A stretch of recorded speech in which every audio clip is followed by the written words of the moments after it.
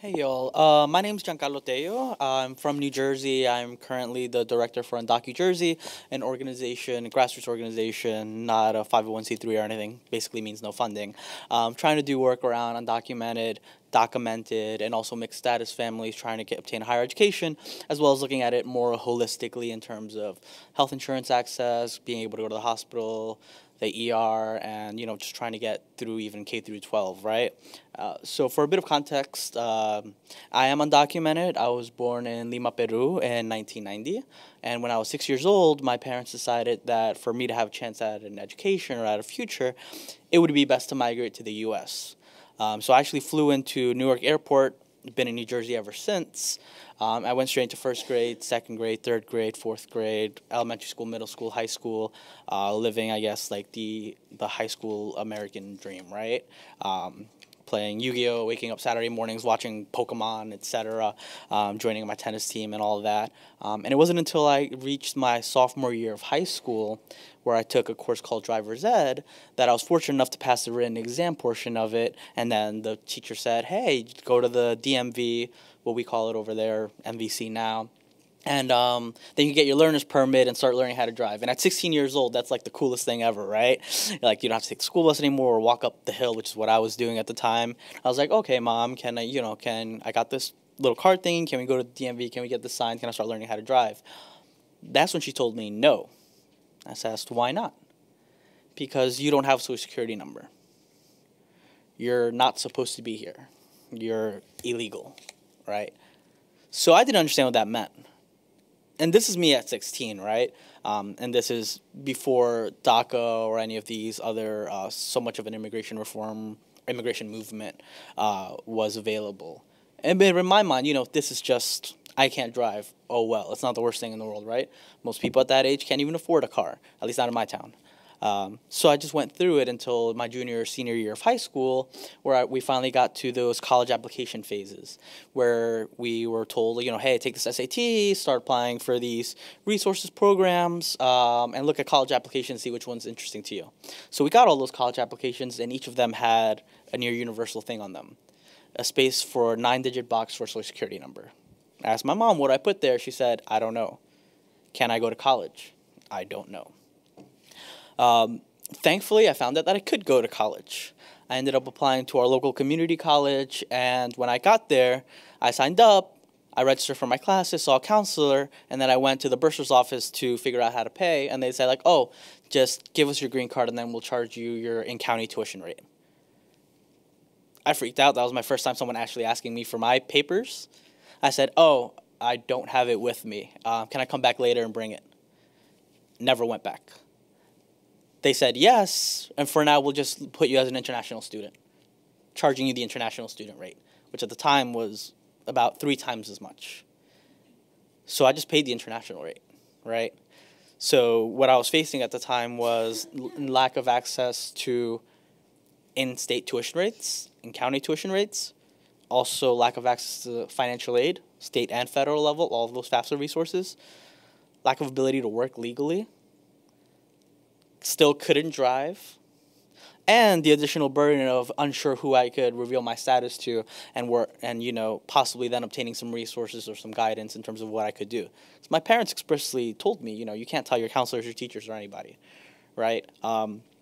Eventually, I was fortunate enough to meet up activists and organizers around immigration and eventually started getting involved into what was the DREAM Act movement back in 2010. So I've been working on these issues since 2010.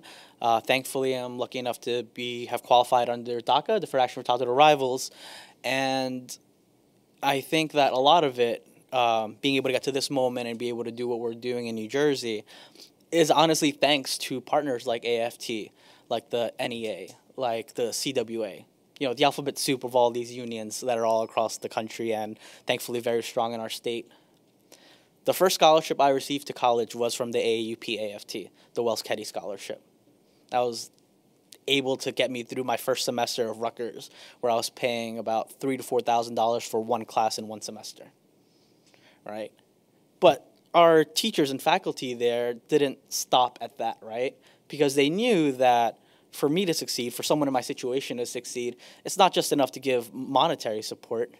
it has to go further in making sure that we're making some institutional changes, right? So with their support, the American Federation of Teachers and also the Rutgers chapter, AAUP, AFT, URA, and all these other great coalition allies, we actually mobilized to get a legislative campaign going on in New Jersey and fight for something called the New Jersey Dream Act.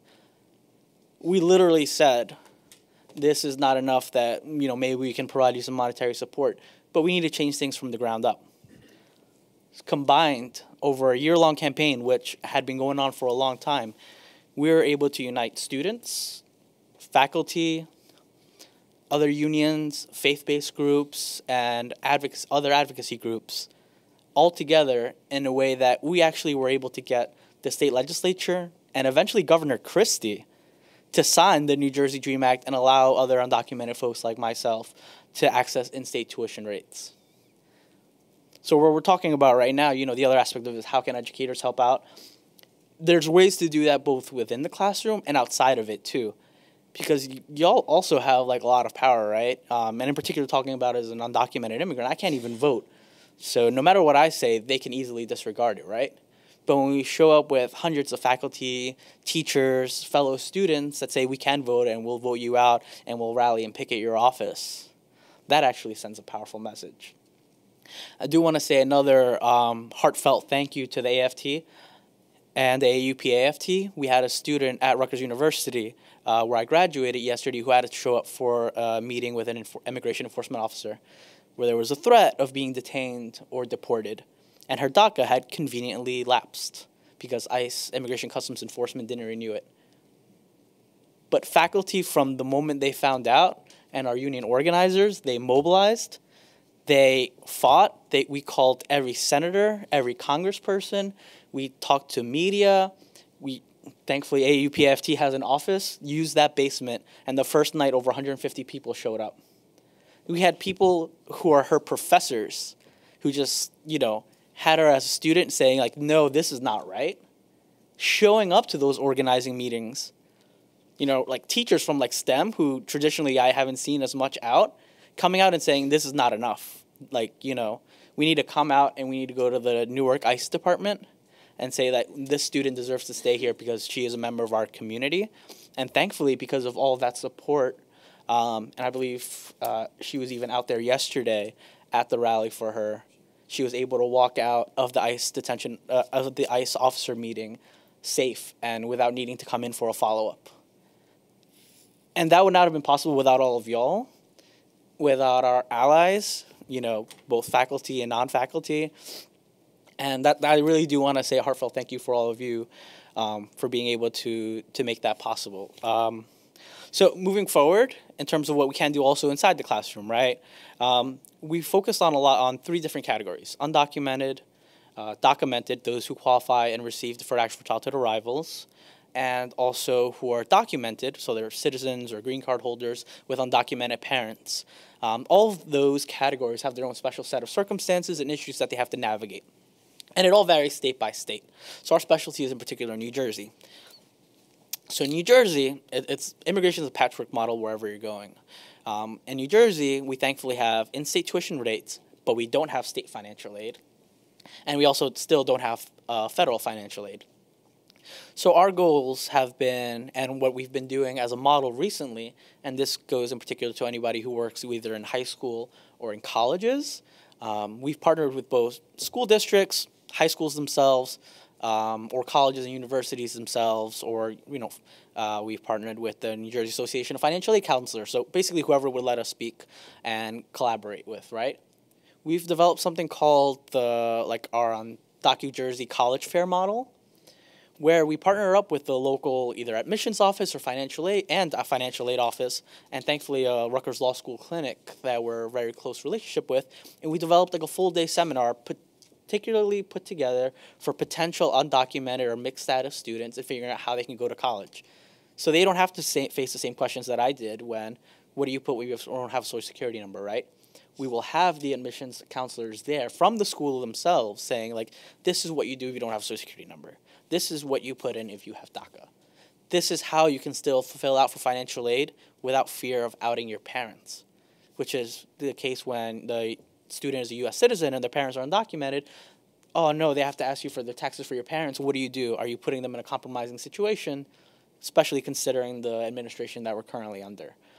So those are the some specific ways of how we're working with them on the higher education side of it. In terms of K through 12, we've been lucky to partner up with a lot of local members there, and there in the packet there are a lot of great resources as well. One put out by the Department of Education under President Obama, specifically titled "Resource Guide Supporting Undocumented Youth." So this has like a lot of examples of what you can do inside the classroom. We have a model campus safe zone resolution from NILC, the National Immigration Law Center, in a way to declare your campus, your school, or your city, your county to be itself a sanctuary space, right? And while it doesn't necessarily mean that automatically immigration's enforcement is barred from it, it also makes students feel like, this is a safe space where I belong, and the community leaders here have decided that they affirmatively support me, right? It's not just up to me to seek out to them, but knowing that they're there for me to reach out to and be able to learn from and be able to gather what I can from, and also just to be more integrated as part of the community. There are a couple of other reports, like huge ones here. Sorry, we killed a few trees. Understanding the sanctuary school and safe zone movement, a really short guide on what that means and what that is like, and a really cool report from the Center for American Progress, removing barriers for undocumented students.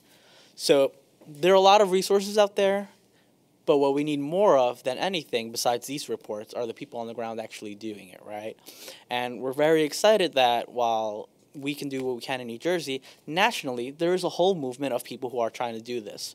United We Dream is a great example of a national undocumented-led youth advocacy network that is right now on the ground in Texas fighting against SB4 and protecting their sanctuary cities, Educators for Fair Consideration, curating scholarships and resources for undocumented students, trying to even go to med school, right? They're all National Immigration Law Center, who has a lot of these resources and has the attorneys available in case you do have questions about what's going on in your school district. For example, in my town, my little sister is enrolled in the high school, and the school district wanted everyone to like re-enroll. They were worried that other city students from Newark, in our case, were coming in and enrolling in our schools that didn't belong to be there, weren't supposed to be there.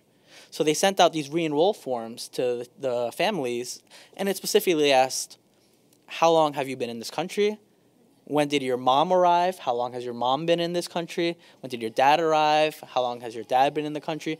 And all of these that are actually completely illegal. They're not supposed to, and they're not allowed to inquire about immigration status or anything that'll hint at their immigration status.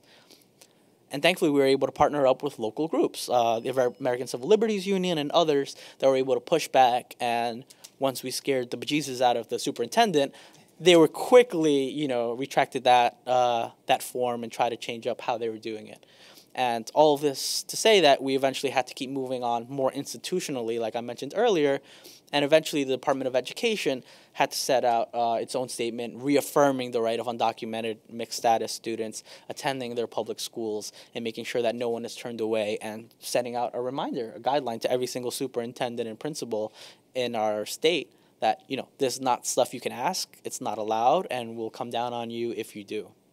All right, so these are just like some examples of things that we're actively working, developing models, borrowing models from others, and we're definitely more than happy to answer any questions when we get to that, because I think I've been talking way too long. And but again, thank you so much for AFT and AUP AFT for all y'all have done. I wouldn't be here if it weren't for y'all.